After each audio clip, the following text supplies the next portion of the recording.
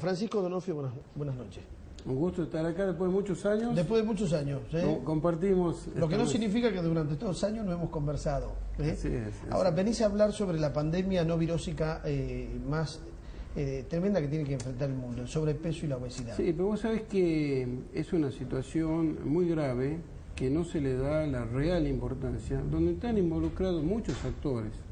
Este gran fenómeno que vive el mundo de la urbanización, el fenómeno que vive de la transición nutricional, donde la gente sale de sus hábitos alimentarios comunes por una cuestión laboral, deja el campo, va a las grandes urbes, a las zonas periurbanas. Todo eso genera un cambio alimentario bastante importante. Y vamos a hablar de muchas cosas que a veces no se dicen en televisión, como Bien. Que es la influencia que tiene la publicidad en el consumo de alimentos en la gente.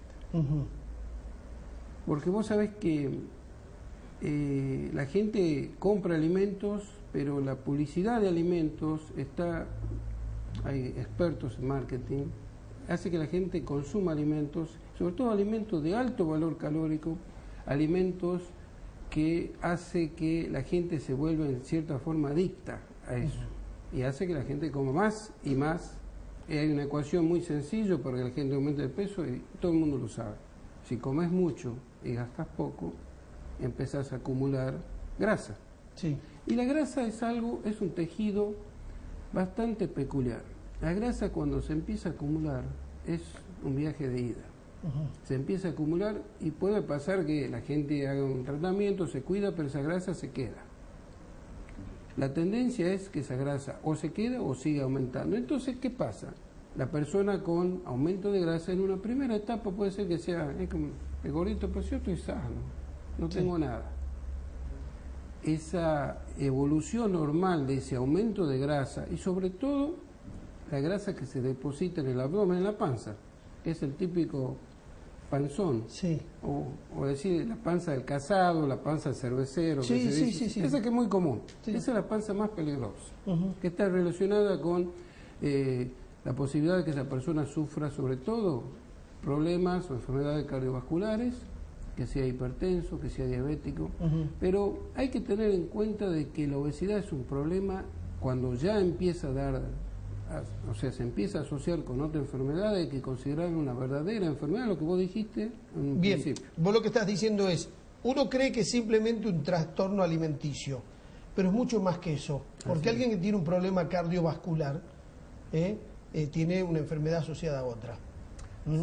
Sí. Y sus riesgos los riesgos de la mortandad se elevan. Esto que la expectativa de vida baja de 5 a 20 años disminuyen las personas obesas, es alarmante.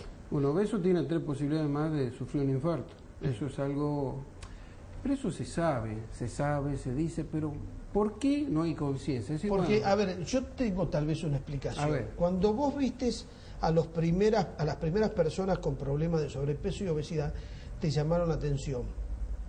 Cuando ya se transformó en una realidad cotidiana, perdió el impacto de lo novedoso y se transformó en lo que se llama el sistema.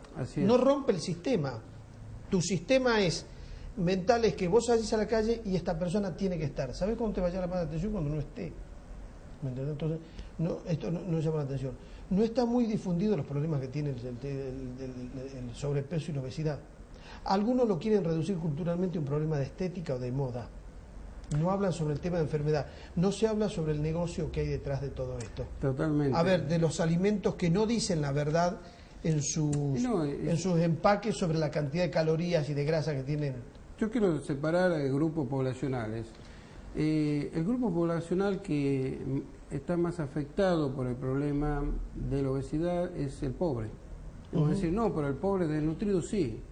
En el pobre coexisten las dos enfermedades, la desnutrición y la obesidad. Y vos fijate las últimas cifras, y es algo que la FAO, que es la Organización de Naciones Unidas para Agricultura y Alimentación, que se preocupa en el mundo del hambre, ahora está preocupada, ya es un informe de los primeros días de octubre, donde es un comunicado de prensa, donde indica que la Argentina en menores de 5 años tiene un 7% de obesos es el porcentaje mayor de América Latina. Vos fijate que en Argentina estamos alrededor de un 4% de desnutridos, o sea que la obesidad está pasando, está sobrepasando a la desnutrición. Y en el pobre, en una familia a veces se da que hay una familia numerosa, hay chicos desnutridos y chicos obesos. Entonces es un problema cultural muy, muy grave y es un problema de salud pública muy grave que no se le está dando la debida importancia. ¿Pero por qué? Es lo que vos decías recién. Hay una presión muy grande de las empresas de alimentos. Las empresas de alimentos tienen que vender. Entonces, ¿qué hacen? Venden alimentos de bajo costo, de alto valor calórico, ricos en grasas. ¿Qué consume el pobre? El pobre consume lo que llena. ¿Y qué es lo que llena? Lo que tiene grasa, lo que tiene almidón, lo que tiene hidrato de carbono. Entonces, el pobre busca llenarse, lo que da saciedad. Y no la mejor calidad. ¿Y por qué decimos sí, hay que promover el consumo de frutas y verduras? Las frutas y verduras, primero, los costos no son bajos. Sí, son altos, no hay una política de costos. Y segundo, la fruta y verdura no llena. Claro. Entonces, en la ecuación del pobre no va la fruta y verdura. En la ecuación del pobre no entran los lácteos. Entonces, tenemos carencias importantes. El obeso pobre tiene carencia importante de vitaminas, minerales, la calidad de la carne que consume el obeso con poca carne, entonces tiene carencia de hierro, carencia de calcio, carencia de vitaminas, sobre todo de vitaminas que incorporamos con frutas y verduras. Hay una movida importante a nivel mundial para que la gente, para promover la alimentación y que haya menos obesos, consumir más frutas y verduras. ¿Cómo se hace con el pobre que no puede comprar la fruta y verdura o que no le llena, no le da saciedad? No entra en el pobre ese concepto. Ahora, muy interesante lo que vos decís cuando estamos frente a un problema de la salud pública.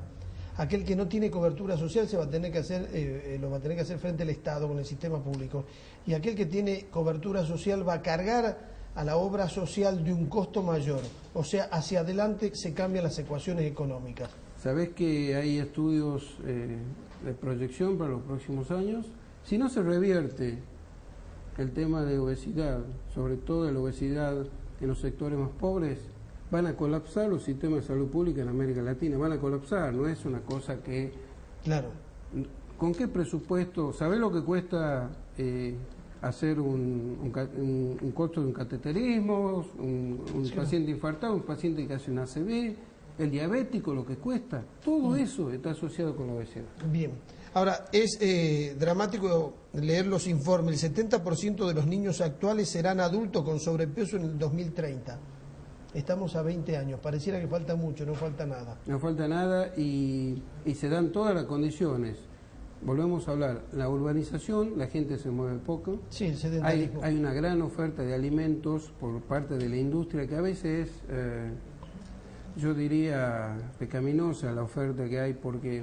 Sin ir más, te comentaba recién, en la propaganda hay un chico que tiene fruta, tiene vegetales, tiene carne y no quiere comer. Dice, ¿cómo hago? Y le ofrecen un bote de mayonesa. Entonces el chico dice, ahora puedo comer. Claro. Entonces le están ofreciendo grasas. Entonces el chico se le da, estamos generando, son publicidades pro obesidad. Es muy grave. Bien. Francisco, te agradezco por venir a decirle a la gente sobre el riesgo que nos enfrentamos, un riesgo real con el que estamos conviviendo y con el que es necesario tomar conciencia. Y que hay que tener precaución y que los grandes monopolios, las grandes empresas están promoviendo obesidad, porque la obesidad no viene sola. Vos fíjate qué pasa en Estados Unidos, hay gran cantidad de obesos, ahí se promueve el consumo, son consumistas, nosotros estamos volviendo consumistas, de a poquito. Bien, hay denuncias internacionales que hablan de la relación de las grandes multinacionales de productoras de alimentos con el sistema médico para tratar el problema de la obesidad, ¿no? Sí, pero hay una movida importante. En el año 2004 la Organización Mundial de la Salud reunió a la principal empresa de alimentos para ver de qué forma, porque como los alimentos son fuente de vida, los alimentos también pueden generar muerte. Entonces, para que empiecen a hacer alimentos más saludables y que no sea tan agresiva la propaganda que la gente consuma alimentos, sin importar que sean ricos en grasas, ricos en sal y ricos en calorías.